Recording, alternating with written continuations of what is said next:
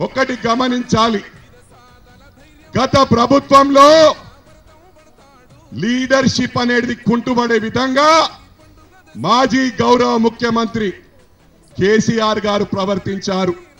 నాకు నాయకులు అవసరం లేదు, ప్రజలకు డబ్బులు ఇస్తే ఓట్లేస్తారనే విధంగా అమాయక ప్రజలను చూసి మోసం చేసిన ఘనత ఈ మాజీ గౌరవ ముఖ్యమంత్రి గారికి దక్కిందని చెప్పి సందర్భంగా తెలియజేస్తా ఉన్నా.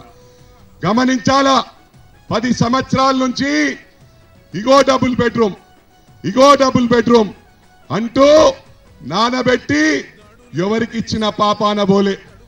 లక్షల మందికి డబుల్ బెడ్రూమ్ అవసరం ఉంటే అది కూడా డబ్బులు ఇచ్చిన వారికి కొందరికి ఏ విధంగానైతే నియోజకవర్గానికి 100 దళిత బంధువులు ఇచ్చిండు.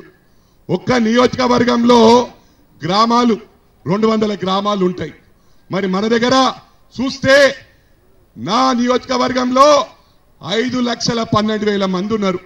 100 దళిత బంధువులు సరిపోతాయా? 100 దళిత బంధువులు సరిపోతాయా? ఒక్క డివిజన్ కు వందలాది కడపలున్నాయి. 200-300 కడప ఉంటే ఇద్దరికి ఊడి చెప్పాయి ఒక డివిజన్ కు. ఈ విధంగా అయితే మీరందరూ కూడా ఆలోచించాల.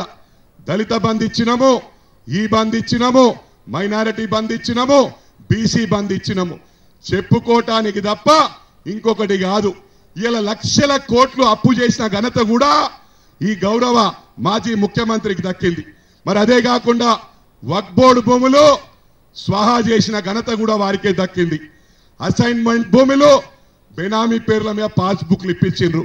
ఇవన్నీ ఎన్నికల ముందు నేను ఎన్నో సార్లు ప్రస్తావించిన, ఒక్కసారి కూడా జవాబిచ్చిన పాపాన బోలే. మా అన్న రేవంత్ అన్న ఈ 10 సంవత్సరాల్లో ఎన్ని ఇబ్బందులు పాలైందో మనం అందరం గమనించినాం. ఈ వాస్తవమా కాదా? జైలుకు పంపించిండ్రు. కూతురు పెళ్లి కూడా ప్రశాంతంగా చేసుకోకుండా చేసిన ఘనత కూడా మాజీ ముఖ్యమంత్రికి కేసీఆర్ గారికి దక్కిందని చెప్పి సందర్భంగా తెలియజేస్తా ఉన్నా. ఎన్నో ఇబ్బందులు పడి ఈ రాష్ట్రాన్ని తెచ్చిన ఘనత కూడా మా రేవంత్ అన్నకు దక్కింది. ఒకటి గమనించాల, మనం ఎన్ని రోజులైంది వచ్చి 4 నెలలు అయితలే. 6 పథకాలల్లా 5 పథకాలు ఇచ్చేసినాం. ఒకటే పథకం ఇలా వాళ్ళకి మాట్లాడే అధికారం ఉందా? మాకు మ్యాండేట్ ఇచ్చింది ఎవరు? తెలంగాణ ప్రజలు మమ్మల్ని గెలిపించుండ్రు. వీళ్లకు జవాబు చెప్పడం అవసరమా అని అడుగుతా ఉన్నా. జవాబు చెప్పడం అవసరమా? అదే చెప్తా ఉన్నా. ఇక్కడి నుంచి హరీష్ రావును హెచ్చరిస్తా ఉన్నా. మరి ఇంకోసారి రేవంత్ రెడ్డి గారి గురించి మాట్లాడితే ఖబర్దార్ బిడ్డ, నీ రాజకీయం పొందబెట్టే ఖాయం. ఎట్టి పరిస్థితిలో వదిలిపెట్టం.